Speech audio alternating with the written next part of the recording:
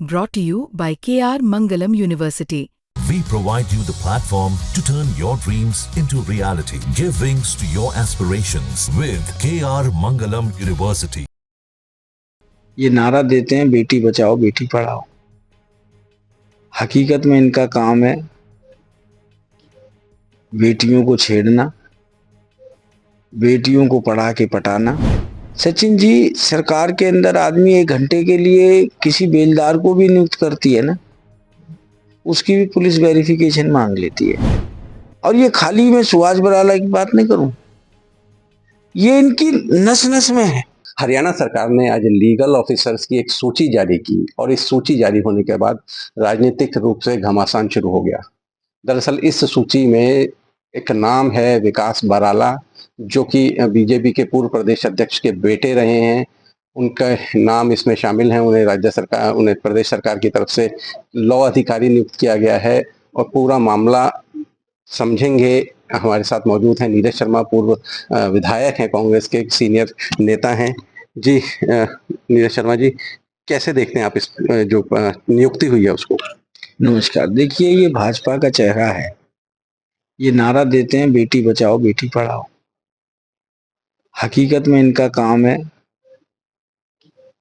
बेटियों को छेड़ना, बेटियों को पढ़ा के पटाना। और कायदे से तो भारतीय जनता पार्टियों से आज बेटियों को बचाना है। और डबल एजी नियुक्त हुए हैं विकास बराला जी आज। सचिन जी, सरकार के अंदर आदमी 1 घंटे के लिए किसी बेलदार को भी नियुक्त करती है ना, उसकी भी पुलिस वेरिफिकेशन मांग लेती है। और ये जो मुख्यमंत्री हैं इशारों पे नाचते हैं, जैसे हम देखते हैं ना बंदर बंदरिया का तमाशा, मदारी के इशारों पे बंदर नाचता है। इन्हें सिवाय मस्करी के तो कुछ आता नहीं है, ना इनकी सोच है। चुनावों में इन्होंने नौकरियों को लेके कांग्रेस सरकार को इतना बदनाम किया, मेरी भी बड़ी मिमिक्री बनाई इन्होंने, बात को कहीं से कहीं पलटा। क्या ये नौकरी नहीं? क्या इनको नौकरी देने से पहले, जबकि केस अभी अदालत में चल रहा है, डबल एजी बने हैं। डबल एजी का क्या काम होता है? सरकार के बिहाफ पे हाई कोर्ट के अंदर सरकार की पैरवी करनी। जब ये न्यायपालिका के अंदर सरकारी वकील बनके और केसों की पैरवी करेंगे, क्या वो जो हमारी बेटी है उस बेटी को पूरा इंसाफ मिल पाएगा? और ये खाली मैं सुभाष बराला की बात नहीं करूं, ये इनकी नस नस में है। इससे पहले आपको ध्यान हो, भाजपा के एक प्रदेश अध्यक्ष थे ओम प्रकाश धनखड़ जी, उनका क्या बयान आया था? वैसे तो ये प्रवासी सम्मेलन मनाते फिरते हैं, प्रवासियों को मान सम्मान देने की बात करते हैं। उन्होंने क्या कहा कि हरियाणा के अंदर जो लिंगानुपात कम है, शादी नहीं हो रही सब लड़कों की, कि जी बिहार में मेरे दोस्त हैं नीतीश कुमार जी, मैं उनको बोलूंगा कि वो बिहार से लड़कियां भेजेंगे और हरियाणा में लड़कियों की शादी करेंगे। और जिस अंदाज में और जिस स्टाइल में वो बात करी थी, आप निकाल के देखेंगे अपनी की पुरानी क्लिपिंग, आप खुद शर्मसार हो जाएंगे कि एक महिला के प्रति भाजपा की ये सोच, खासतौर से प्रवासी महिलाओं के प्रति भाजपा की ये सोच। और ये भूल गए, और इनका विनाश भी होगा एक दिन, क्योंकि शास्त्र हमारे एक ही बात कहते हैं, यत्र नार्यस्तु पूज्यन्ते रम्यन्ते तत्र देवता। और हर चीज के ऊपर लेके, चाहे मैं महिलाओं पर अत्याचार की बात करूं, विधानसभा में इतनी बातें रही, हमारे फरीदाबाद में इतने बुरे बुरे कांड हुए भाजपा के राज के अंदर, हर चीज में कंपैरिजन कंपैरिजन। भाई, तीसरी बार सरकार बनी है आपकी, अब कंपैरिजन बंद करो।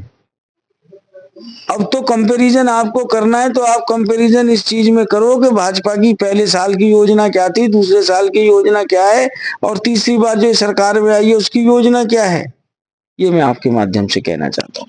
फिर हम इसी मुद्दे पे आते हैं। बड़ा हाई प्रोफाइल मामला था ये। आईएएस की बेटी थी, सीनियर आईएएस अधिकारी की बेटी थी, जिनके साथ छेड़खानी और किडनैपिंग जैसा धारा लगी थी। इसमें 5 महीने से ज्यादा समय तक जमानत नहीं हुई थी, बेल रिजेक्ट हुई।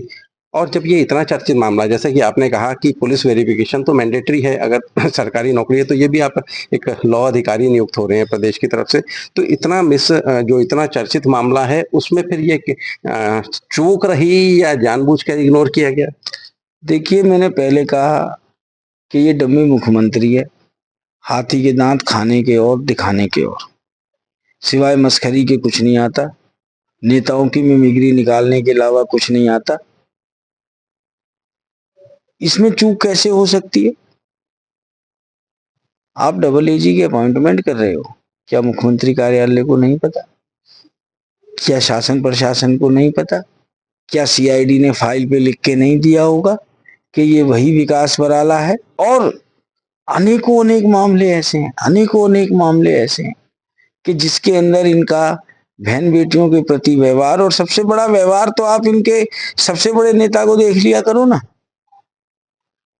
कि आज हमारी यशोदा बहन का क्या स्टेटस है, कहाँ खड़ी हैं वो? तलाकशुदा हैं, विधवा हैं, छूटी हुई हैं, क्या है वो? और मैं तो कभी कभी कहता भी हूँ, बहुत से लोग कहते हैं मोदी जी ये मोदी जी वो, क्योंकि ये भाजपा के चाल और चरित्र में है कि नारी का कोई सम्मान इनकी दृष्टि में नहीं है। अगर जो नारी का सम्मान होता तो आज यशोदा बहन को भी सम्मान देते ना।